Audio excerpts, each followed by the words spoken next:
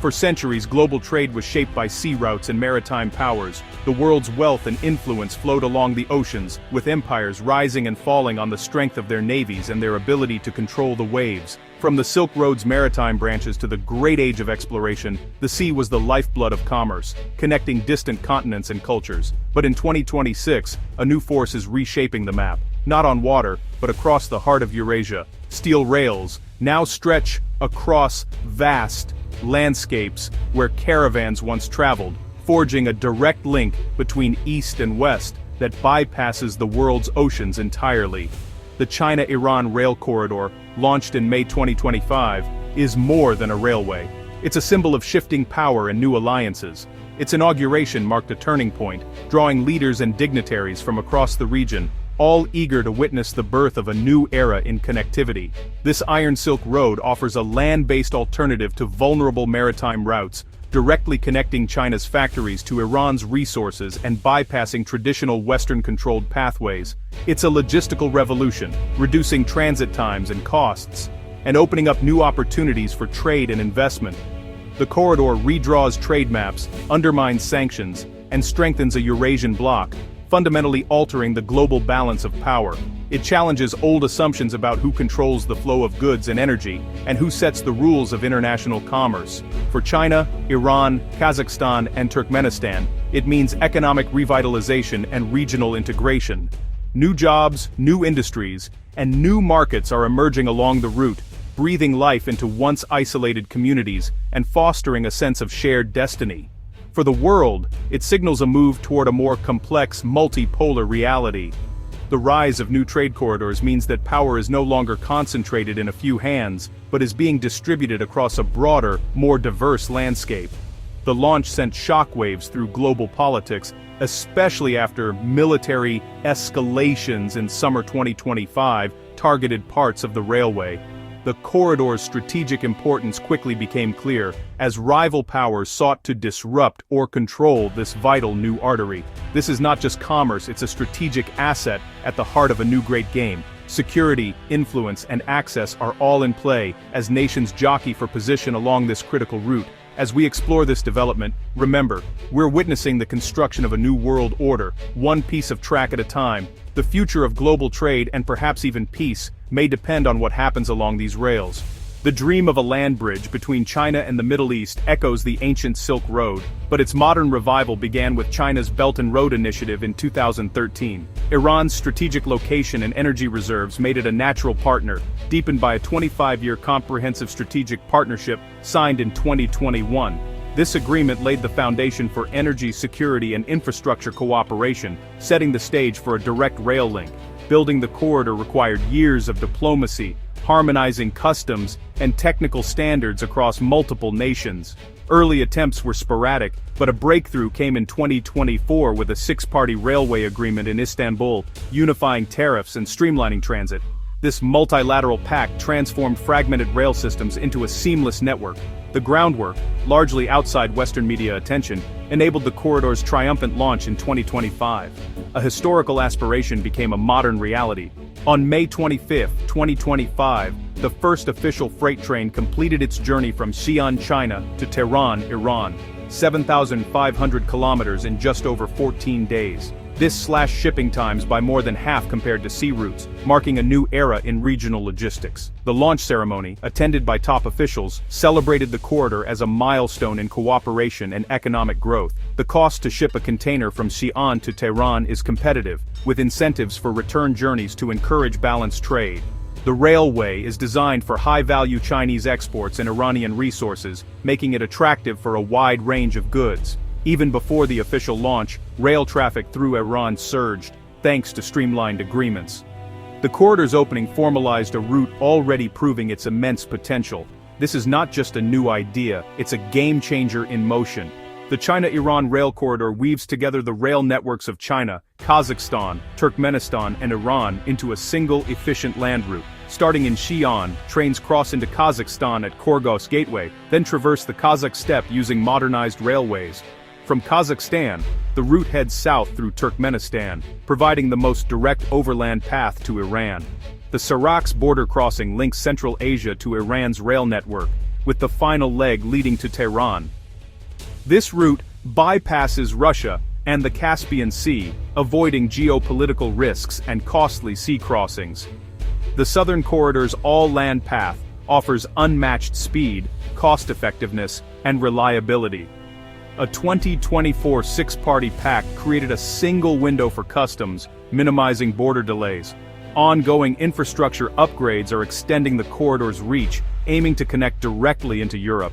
The China-Iran rail corridor is more than just a transportation project. It's a powerful geopolitical tool, directly challenging Western efforts to isolate Iran on the world stage. By forging this overland link, China and Iran are not only bypassing traditional maritime choke points but also undermining the effectiveness of sanctions and economic pressure. This corridor creates a sanctions-resistant artery for trade, allowing goods, technology, and resources to flow between East and West, even in the face of international restrictions. It's a lifeline for Iran's economy and a strategic win for China's global ambitions. The partnership between China and Iran is now cemented in steel and concrete, moving far beyond simple energy deals. It's evolving into a structural alliance, built on shared infrastructure, mutual investment, and long-term strategic interests. For China, this means securing a reliable partner in the Middle East, a region critical for its energy security and trade routes. The corridor also opens up new markets and investment opportunities for Chinese companies. It strengthens the Belt and Road Initiative, weaving Iran more tightly into China's vision of a connected Eurasia, and giving Beijing greater influence over regional trade flows. For Iran, the corridor anchors a decisive pivot to the east, deepening its ties not only with China, but also with Russia. This trilateral cooperation is reshaping the balance of power in the region. By reducing its reliance on Western markets and financial systems, Iran is gaining greater autonomy and resilience, less vulnerable to external pressure or sudden policy shifts from the West. The railway's strategic value was dramatically highlighted by military strikes in 2025, which targeted both nuclear sites and the new corridor itself. These attacks underscored just how central the railway has become to Iran's national security and economic future. Iran's response, threatening to close the Strait of Hormuz, demonstrated newfound confidence, now backed by a viable land alternative for trade and energy exports, reducing the leverage of maritime blockades. The China-Iran corridor now rivals Western-backed projects like the India-Middle East-Europe corridor, which remains largely on the drawing board, highlighting the gap between vision and reality. With China's proactive approach and rapid construction, it has seized a first-mover advantage, setting the terms for regional integration and shaping the future of Eurasian connectivity. The corridor's economic impact is transformative, slashing transit times from over a month by sea to just 2 weeks by rail. This efficiency boosts Iran's ability to import machinery and export goods to China despite sanctions. Even diverting a fraction of China-Europe rail traffic to this route would generate huge benefits for Iran, from transit fees to new logistics hubs. For China, the railway diversifies export routes and reduces dependence on maritime choke points. The corridor creates a symbiotic relationship. China sends finished goods, Iran supplies energy and resources. Kazakhstan and Turkmenistan also benefit, earning revenue from transit and attracting Chinese investment in their rail infrastructure. The ripple effect is job creation and economic growth along the route. This railway is an engine of development across Eurasia. The China-Iran rail corridor is a major move in the global competition to control the world's key trade routes. It directly challenges the northern corridor through Russia, now disrupted by war and sanctions, and the slower, more complex middle corridor across the Caspian Sea. The southern corridor's seamless, all-rail journey gives it a clear edge in speed and reliability. As Iran upgrades its links to Turkey, the corridor's potential as a direct land bridge to Europe grows. It also competes with the India-Middle East-Europe corridor, which faces political hurdles and remains on paper. In contrast, the China-Iran route is already operational, highlighting China's decisive, state-led approach. This gives Beijing a crucial head start in the new great game of global connectivity. The race for trade dominance is on, and this corridor is leading. Officials and experts agree, the China-Iran rail corridor is reshaping regional trade and geopolitics. Iranian leaders see it as a chance to transform Iran into a central logistics hub, reclaiming its historical role. Chinese officials tout the project as a flagship of the Belt and Road Initiative, deepening strategic ties and delivering mutual benefits. Analysts highlight the corridor's ability to create a parallel economic system, resilient to Western sanctions. The railway's launch is linked to rising military tensions, underscoring its strategic value. Logistics experts praise the reduced transit time but note the need for continued investment in Iran's rail network. The corridor's all-rail, geopolitically insulated nature is its key advantage. In a world of supply chain disruptions, predictability and reliability are gold, and the southern corridor delivers both. Why does a railway stretching across the heart of Asia matter to you, wherever you live? It might seem distant, but its impact reaches far beyond the tracks and borders it crosses. Because this project is redrawing the map of global power and influence, shifting the world's economic and political centers in ways that will affect us all. The corridor shifts the balance from traditional sea lanes, long dominated and policed by Western powers, to new land routes that connect Eurasia directly. This creates fresh economic opportunities and political realities, changing who holds influence over global trade.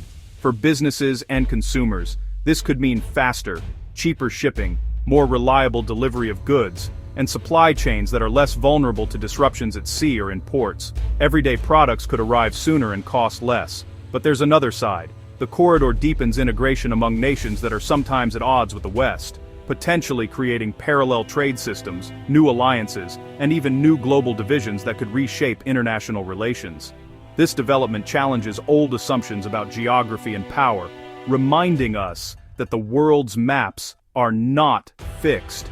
They're constantly being remade by new connections and shifting interests.